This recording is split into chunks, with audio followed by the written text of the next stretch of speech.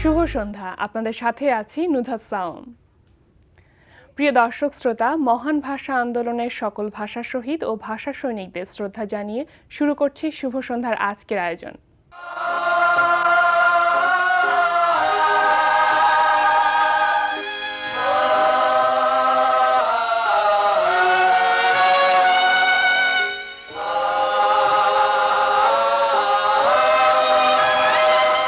শুভ সন্ধ্যার আজকের আয়োজনে থাকছে আগামীকাল ঢাকায় এনটিভি হাইলাইটস এবং রবীন্দ্রসঙ্গীত শিল্পী মীরা মণ্ডলের সঙ্গে আলাপচারিতা।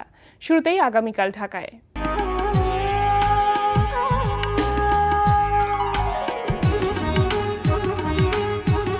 আগামীকাল ঢাকায় প্রথমেই জানিয়ে দিচ্ছি রবীন্দ্রনাথের গান ও কবিতার যুগলবন্দি পরিবেশনার সময়সূচি।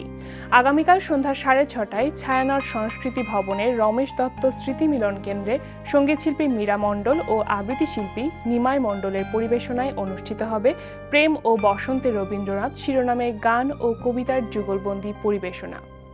এবার জানিয়ে দিচ্ছি চলতে থাকা চিত্রকলা ও শিল্পকর্ম প্রদর্শনীর সময়সূচি।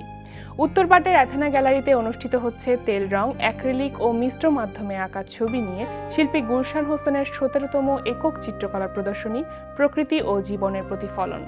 প্রদর্শনী চলবে 12 ফেব্রুয়ারি পর্যন্ত। বাংলা একাডেমির আয়োজনে বাংলা একাডেমি চত্বর ও সোহরাওয়ার্দী উদ্যানে উদযাপিত হচ্ছে বাঙালির প্রাণের মেলা অমর একুশে গ্রন্থমেলা 2016।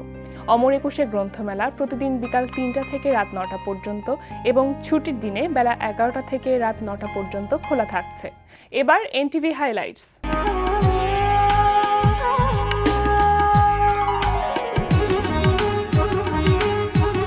এবার জানিয়ে দিচ্ছি কি থাকছে এনটিভির রাতের অনুষ্ঠানমালায়। সন্ধ্যা 6:30টায় থাকছে সাইফুল্লাহ সাইফের প্রযোজনায় অনুষ্ঠান বই বসন্তে।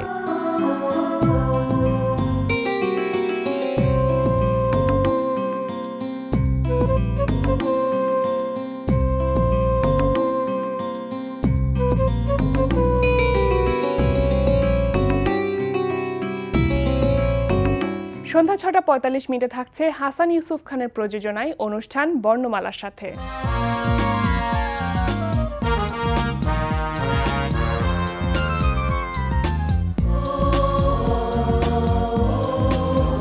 রাত 8:20 দেখবেন শফিকুর রহমান শান্তনুর রচনায় সৈয়দ শাকিলের পরিচালনায় ধারাবাহিক নাটক সম্রাট। আশ্চর্য, মানে আপনি পাখির কথা বুঝতে পারেন? কিছু কিছু পারি। আচ্ছা, আপনার পাখিরা মন ভালো করে দিতে পারে? মন খারাপের বিষয়টা আসলে মুদ্রার এপিটোপিটের মতো। রাত 9টায় প্রচার হবে ইভান সাইডের উপস্থাপনায় জাহাঙ্গীর চৌধুরীর প্রযোজনায় অনুষ্ঠান বন্ধু তোমারই খোঁজে। বন্ধুরা সব গেছে চলে, কোথায় জানি না, মনে পড়ে তাই হাতটা বাড়াই, বন্ধু তোমারই খোঁজে। রাত 9:40 দেখবেন হুমায়ুন ফরিদের পরিচালনায় এনটিভি নির্মিত প্রথম ধারাবাহিক নাটক পাগলা হাওয়ার দিন। রাস্তা মেয়েকে নিজে ঘরে তুলে নিয়ে এসছো বলে এখন নিজের বোনকে ঘর ছাড়া করতে চাও? সাহস থাকলে নিজে নিয়ে আসতি, ভাইকে দিয়ে এনেছিস কেন? আমি বুঝতে পারছি বাবা, অতিরিক্ত চিন্তা ভাবনা থেকে আপনার এক ধরনের নার্ভাস ব্রেকডাউন হয়ে গেছে। ঠিক। রাত 11:30 সরাসরি সম্প্রচার হবে জোনায়েদ বিন জিয়ার প্রযোজনায় অনুষ্ঠান মিউজিক অ্যান্ড রিদম।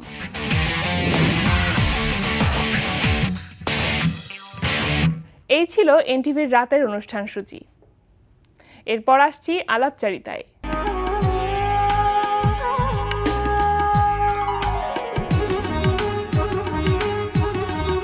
সঙ্গীত পরিষদের আয়োজনে আগামীকাল সন্ধ্যা 6:30টায় ছায়ানট সংস্কৃতি ভবনের রমেশ দত্ত স্মৃতি মিলন কেন্দ্রে সঙ্গীতশিল্পী মীরা মণ্ডল ও আবৃত্তি শিল্পী নিমাই মণ্ডলের পরিবেশনায় অনুষ্ঠিত হবে প্রেম ও বসন্তে রবীন্দ্রনাথ শিরোনামে গান ও কবিতার যুগলবন্দি পরিবেশনা।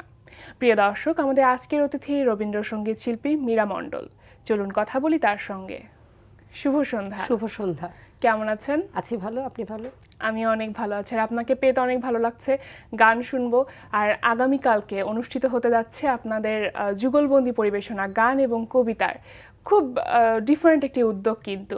তো কেমন লাগছে? 2 মাস ধরেই এটা পরিকল্পনা করে আসছি যে এরকম একটা যুগলবন্দি প্রোগ্রাম করব।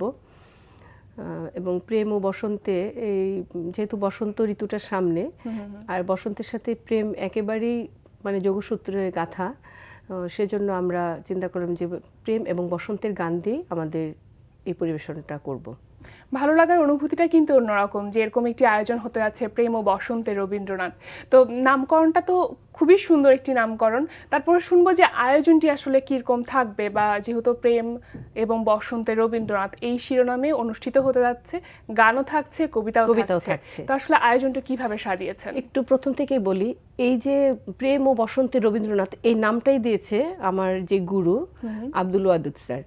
এবং গান ও কবিতার যে যুগলবন্দি আমাদের যে পরিবেশনাটা যাচ্ছে, মিশ্রণটা হবে, গানও থাকবে আবৃত্তিও থাকবে, এবং কিছু কিছু গানের সাথে আবৃত্তি মিলে যাবে। বাহ, যে আমি একটু গান গাইবো ঠিক ওইটাই আবার আবৃত্তিতে যাবে, একটু ডিফারেন্ট হবে। এবং আমরা এটাই চিন্তা করেছি যে যেহেতু কবিতা ও গান দুটো মিলিয়ে যাবে, গান আবৃত্তি একসাথে মিশ্রণ যাবে, কিছু সলোও যাবে আবৃত্তি, কিছু গানও যাবে, এবং একসাথে ডুয়েট পরিবেশনও থাকবে, একসাথে যুগলবন্দির একটা ব্যাপার থাকবে। আচ্ছা, অভিনব একটি চিন্তা, এই চিন্তাটি আসলে কিভাবে মাথায় আসলো, বা কোন ধরনের উদ্দেশ্যকে সামনে নিয়ে কাজটি করলেন আপনারা? এই আয়োজনের যে সঙ্গীত পরিষদ সংগঠনের যে সাধারণ সম্পাদক পিনু সেন দাস, ওর মাথায় প্রথমে এই পরিকল্পনাটা আসে যে আমরা একটা প্রোগ্রাম করব যে গান ও কবিতা নিয়ে যুগলবন্দি পরিবেশনা। এটা সম্পূর্ণ কৃতিত্ব আসলে ওকেই দেওয়া উচিত, কারণ ওর মাথা থেকে এই বুদ্ধিটা আসছে যে এটা আমরা এরকম করলে কেমন হয়। আমি 14টা গান করব, আর আবৃত্তি থাকবে 7 থেকে 8টা। আবৃত্তি কে করছে, তার নামটি একটু শুনি। নিমাই মণ্ডল। এই যে আবৃত্তি এবং গানের যে পরিবেশনা এবং যুগলবন্দির যে পরিবেশনা, এটা আসলে কি মনে করছেন যে দর্শকরা আসলে কিভাবে নিতে পারে, শ্রোতা দর্শকদের কাছে কেমন সাড়া ফেলতে পারে? আমি তো এই পর্যন্ত যাদেরকে আমরা জানিয়েছি, যাদেরকে কার্ড দিয়েছি, যাদের সাথে কথা হচ্ছে এখনো পর্যন্ত, সবার কাছ থেকে খুব ভালো সাড়া পাচ্ছি। মানে অনেক বেশি, মানে খুব ভালো সাড়া পাচ্ছি। আমি নিজেই অবাক হয়ে যাচ্ছি যে প্রত্যেকেই এটাকে এত অ্যাপ্রিসিয়েট করছে যে এরকম একটা সুন্দর প্রোগ্রাম হবে। এখন আমি আশা করছি এই প্রোগ্রামটা ভালো হবে আমাদের। অবশ্যই, আমরাও সেটাই আশা করছি। তো রবীন্দ্রনাথের তো প্রেম এবং বসন্ত পর্যায়ের অসংখ্য গান রয়েছে, সেখান থেকে 14টি গান কালকে পরিবেশনায় থাকবে। তো এই 14টি গানের আসলে নির্বাচন প্রক্রিয়াটা কেমন? নিজের ভালো লাগাকে প্রাধান্য দিয়েই কি এগুলো নির্বাচন করা? হ্যাঁ, অনেকটা তাই। নিজের ভালো লাগা আছে, আমার বরের কিছু কথা শুনেছি, পিনু সেন দাসের কথা শুনেছি, আমার গুরু যে আব্দুল ওয়াদুদ, উনি আমাকে নির্বাচন করে দিয়েছে যে এই গানগুলো ভালো হবে, কিভাবে প্রোগ্রামটা সুন্দর হবে। মানে আমরা সবাই মিলেই আর কি সিদ্ধান্ত নিয়েছি কোন গানগুলো করা যায়, যেগুলো আমাকে বেশি আমি আত্মস্থ করতে পেরেছি সেগুলো পরিবেশন করব। আচ্ছা, পরিকল্পনাটি কত দিনের আপনাদের? পরিকল্পনাটা একদম 2 মাস প্রায় বলা যায় যে এই প্রোগ্রামটা করব। 2 মাস হয়নি, ডিসেম্বর 11 তারিখ রাত থেকে। ডিসেম্বর 11 তারিখ এই জন্য বললাম, ডিসেম্বর 11 তারিখে আমরা একটা অনুষ্ঠানে যুগলবন্দি পরিবেশনা ছিলাম খামখেয়ালি সভাতে। তো সেখানেই পিনু সেন দাস তবলা শিল্পী, তো ওইখানে ও বাজিয়েছেন। তো তখনই বললো যে আমাদের সঙ্গীত পরিষদ থেকেও আমরা এরকম একটি আয়োজন করব। তো ওই সময়ও খুব ভালো সাড়া পেয়েছিলাম আমরা গান গাওয়ার পরে, আবৃত্তি করার পরে। তো আমরা লোভটা সামলাতে পারলাম না যে আমাদের সংগঠন থেকে তাহলে আমরা কেন করছি না, এরকম একটি আয়োজন করা যায়। আমি নিজেও সঙ্গীত পরিষদের আজীবন সদস্য। সঙ্গীত পরিষদ সম্পর্কে আমরা শুনবো, তবে তার আগে একটি গান শুনবো। কোন গানটি শোনাবেন আমাদের এখন? আচ্ছা, আমি যেই গানগুলো করব তার থেকে একটু শোনানোর চেষ্টা করছি। এই উদাসী হাওয়ার পথে পথে মুকুলগুলি ঝরে, আমি কুড়িয়ে নিয়েছি তোমার চরণে দিয়েছি, লহ লহ করুণ করে এই উদাসী হাওয়ার পথে পথে মুকুলগুলি ঝরে। যখন যাব চলে ওরা ফুটবে তোমার কোলে, মালা গাঁথার আঙুলগুলি মধুর বেদন ভরে, যেন আমায় স্মরণ করে এই উদাসী হাওয়ার পথে পথে মুকুলগুলি ঝরে। চমৎকার।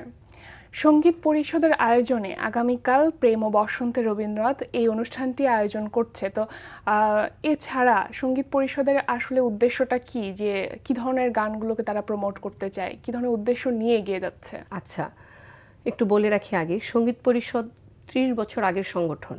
পণ্ডিত রাম কানাই দাস আমাদের বাংলাদেশের গর্ব, 21 পদকপ্রাপ্ত, এটা ওনার সংগঠন। তো আমরা এই সংগঠনটা মূলত সিলেটে হচ্ছে মূল প্রতিষ্ঠান। তো এই সংগঠনের আমরা উদ্দেশ্য নিয়ে এগোচ্ছি যে পণ্ডিত রামকানাই দাস যেহেতু এই এত বছরের যে সংগঠনটা উনি করে গেছেন সেটা যেন কোনোভাবেই নষ্ট না হয়। আমরা সবার মাঝে এই আমাদের গান দিয়ে, আমাদের মানে গানের যে শক্তি আছে সেটা দিয়ে আমরা সবার মাধ্যমে এটা ছড়িয়ে দিতে চাই। এবং উনি তো মানে লোকগীতি থেকে শুরু করে রবীন্দ্র নজরুল সব ধরনের গানে সে পাণ্ডিত্য অর্জন করেছেন এবং আমরা সেইভাবেই এগিয়ে যাচ্ছি, শুদ্ধ সঙ্গীত চর্চাটা। এবং আপনি এটা শুনে খুশি হবেন, এটা কাবেরী দাস ওনার সুযোগ্য কন্যা, উনি আমেরিকাতে আছে, নিউ ইয়র্কে, সেখানেও সঙ্গীত পরিষদ ওখানেও আমাদের আছে। ওখানেও বেশ মানে বড়সড় করে বিভিন্ন প্রোগ্রাম হয় সঙ্গীত পরিষদের আয়োজনে। কথা বলতে অনেক ভালো লাগছিল, আমাদের অনুষ্ঠানে এসেছেন, সময় দিয়েছেন, শেষ করব, তবে তার আগে আরো একটি গান শুনবো। কোন গানটি শোনাবেন? বসন্তের একটা গান করি। হ্যাঁ অবশ্যই, বসন্ত তো সামনে, আমরা একটি বসন্তের গানই শুনে ফেলি। যদি তারে নাই চিনি গো সে কি আমায় নেবে চিনে এই নব ফাল্গুনের দিনে, জানি নে যদি তারে নাই চিনি গো সে কি আমার কুড়ির কানে কবে, সে কি আমার কুড়ির কানে কবে কথা গানে গানে পরাণ তাহার নেবে কিনে এই নব ফাল্গুনের দিনে, জানি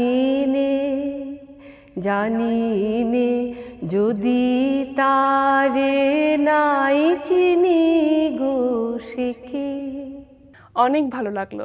রবীন্দ্রনাথের গান তো যে কোনো সময়ই ভালো লাগে শুনতে, এবং আজকে আপনাকে পেয়েছি, গান শুনলাম, আর আগামীকাল যে পরিবেশনা থাকবে সেটার জন্য সর্বাঙ্গীন সাফল্য কামনা করছি। অনেক ধন্যবাদ আমাদের অনুষ্ঠানে আসার জন্য।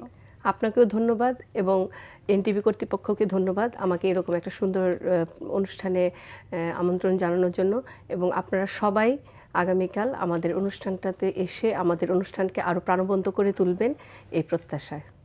প্রিয় দর্শক, কথায় কথায় আমরাও চলে এসেছি অনুষ্ঠানের শেষ প্রান্তে। আমাদের সঙ্গে যোগাযোগের ঠিকানা প্রযোজক শুভ সন্ধ্যা, এনটিভি বিএসসিসি ভবন, 7ম তলা, 102 কাজী নজরুল ইসলাম এভিনিউ, কারওয়ান বাজার, ঢাকা 1215। আমাদের ইমেল অ্যাড্রেস shubhasondha@ntvbd.com।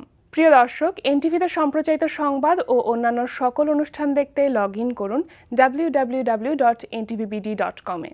সবার মঙ্গল কামনায় আজকের মতো এখানেই শেষ করছি। শুভ সন্ধ্যা।